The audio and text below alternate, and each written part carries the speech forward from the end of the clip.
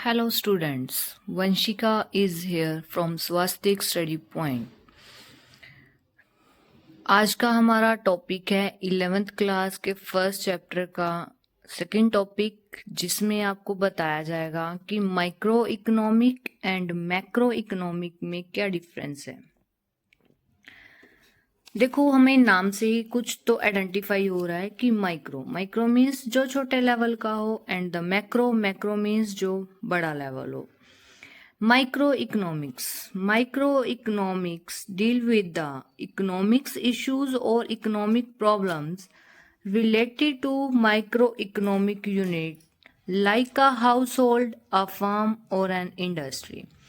कि micro economic जो है वो डील करती है उस इकोनॉमिक इशू के साथ या उन इकोनॉमिक प्रॉब्लम से जो बहुत छोटे लेवल की होती हैं, जैसे कि एक हाउस होल्ड, फर्म, एक ही फर्म की या किसी भी इंडस्ट्री की। इसमें एक का ही नाम आया, दूसरे का नाम नहीं आया। These issues and problems are studied and addressed largely with a view of maximizing individual welfare. कि इसमें जो काम करा जाता है, प्रॉब्लम्स का सल्यूशन लिया जाता है, एड्रेस करी जाती है, प्रॉब्लम स्टडी करी जाती है, वो किस लेवल पे होती है कि एक मैक्सिमाइजेशन होती है उसकी एक इंडिविजुअल की वेलफेयर के लिए, कि एक पर्सन, एक हाउस होल्ड, एक फर्म, एक इंडस्ट्री की ही वेलफेयर उसमें देखी जाएगी। This is called micro economics and second is macro economic. Macroeconomic deal with economic issues or economic problems at the level of economy as a whole. Whole means सारा, कि economic issues और economic problems उस level की जिसमें हमें बताया जाता है कि सबकी प्रॉब्लम, सबकी जो इश्यूज हैं वो क्या हैं।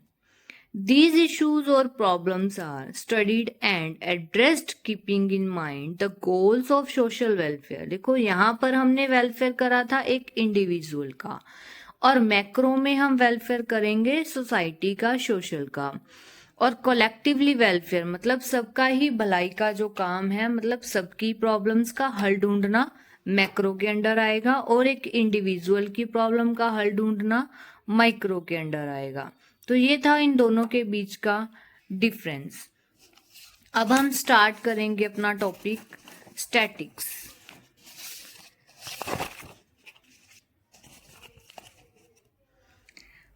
What is statics?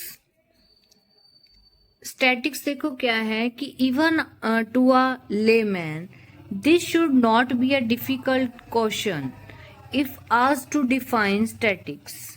कि किसी भी लेमन क्या होता है, आम इंसान, आम इंसान के लिए ये क्वेश्चन इतना डिफिकल्ट नहीं है कि स्टैटिक्स क्या है। We can expect a lemon to say that statics is something like a store of quantitative information. हम पर्सन को समझा सकते हैं कि जो स्टैटिक्स है, जो एक स्टैटिक्स है वो क्वांटिटेटिव इंफॉर्मेशन है। अब आप बोलोगे कि क्वांटिटेटिव इंफॉर्मेशन क्या होती है, तो देखो, क्वांटिटेटिव इंफॉर्मेशन या डाटा वो है जिसमें हमें बताया जाता है कि व्हाट इज हैपनिंग, क्या हैपनिंग हो रही है, क्या हो रहा है। स्ट्रक्चर्ड एंड सर्चेबल डाटा, ये वो डाटा होता है जिसका कोई ना कोई रीजन भी होता है, और इसका रीजन जो होता है वो हम सर्च भी कर सकते हैं, तो इसीलिए इसको बोला जाता है structured and searchable data. Numerically and quantifiable data, जिसकी कोई ना कोई वैल्यू, कोई ना कोई रिजल्ट निकल के हमारे सामने जरूर आएगा। नेक्स्ट है best for tracking whether something is working, कि क्या हो रहा है, किस इस काम के लिए कौन सा जो ट्रैक है वो सबसे ज्यादा बेस्ट रहेगा, मतलब किस वे से ये काम करा जाए जो सबसे बेस्ट रहेगा। तो इसीलिए बताया गया है कि जो स्टैटिक्स है ये वो डाटा है, वो इंफॉर्मेशन है जो कि क्वांटिटेटिव इंफॉर्मेशन पे डिपेंड करती है। But how do we get quantitative information, ये एक क्वेश्चन बना हमारे पास कि but how do we get quantitative information, क्योंकि हमने कहा कि जो स्टैटिक्स है, स्टैटिक्स मींस क्वांटिटेटिव इंफॉर्मेशन और quantification of facts and finding, कि स्टैटिक्स जो है क्वांटिटेटिव इंफॉर्मेशन है और फैक्ट्स हैं उसको फाइंड आउट करने के। But how we get quantitative information, देखो क्वांटिटेटिव इंफॉर्मेशन जो है वो हमें डायरेक्ट बेस पे नहीं मिलती, क्योंकि ये जो इंफॉर्मेशन है ये रो इंफॉर्मेशन है, और इसको फाइंड आउट करने के लिए हमें एक सिस्टम का यूज करना पड़ेगा कि जो इंफॉर्मेशन हमने देनी है ये इंफॉर्मेशन हम बाय अ सिस्टम, मेथड और टेक्निक से दे सकते हैं। क्योंकि कोई भी पर्सन अगर इसको लर्न करना चाहता है या कोई भी इन्वेंशन करनी चाहता है तो हर पर्सन को एक मेथड की, एक सिस्टम की नीड होती है। सो हम कह सकते हैं कि one must learn the system of presentation and classification of data, कि जो स्टैटिक्स है इसमें जो डाटा हम कलेक्ट करेंगे वो हमारा जो डाटा है वो सिस्टमेटिकली क्लासीफाई भी होना चाहिए और प्रेजेंट भी होना चाहिए। कैसे होगा वो? By the sets of methods and techniques to condense the data, कि इसके लिए हमें कुछ मेथड्स और टेक्निक्स यूज करने पड़ेंगे जिसमें हम डाटा को कंडेंस कर सकते हैं। तो इसी का नाम था स्टैटिक्स।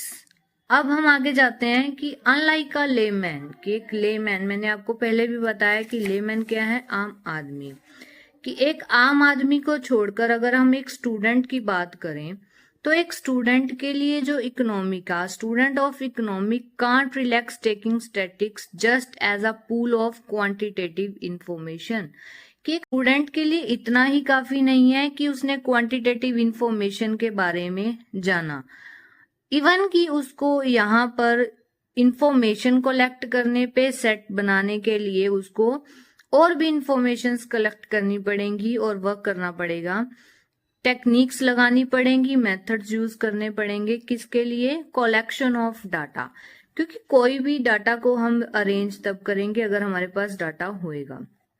तो सबसे पहला काम है उसका collection of data, and second उसको क्लासिफाई करना कि ये किस मेथड का डाटा है, किस फील्ड का डाटा है, उस डाटा को हमने कहाँ रखना है।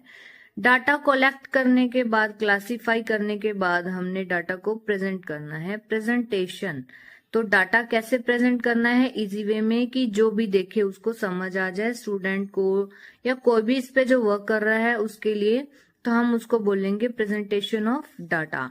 नेक्स्ट उसने करनी है analysis as well as interpretation, कि जो इस डाटा को कलेक्ट करने के बाद, क्लासिफाई करने के बाद, प्रेजेंट करने के बाद जो भी हमारे पास रिजल्ट मिला है उसको हम बोलेंगे एनालिसिस करना एज वेल एज इंटरप्रिटेशन करना उस डाटा की। तो इन अदर वर्ड्स, हम नॉर्मली वर्ड्स में अगर स्टैटिक्स को समझना चाहते हैं तो स्टैटिक्स एक वो डेफिनेशन है, एक वो पार्ट है इको का जिसमें हम सिंगुलर सेंस हो या फिर प्लूरल सेंस हो, दोनों में ही इसको यूज कर सकते हैं। Thanks for watching my new video. Subscribe my channel Swastik Study Point.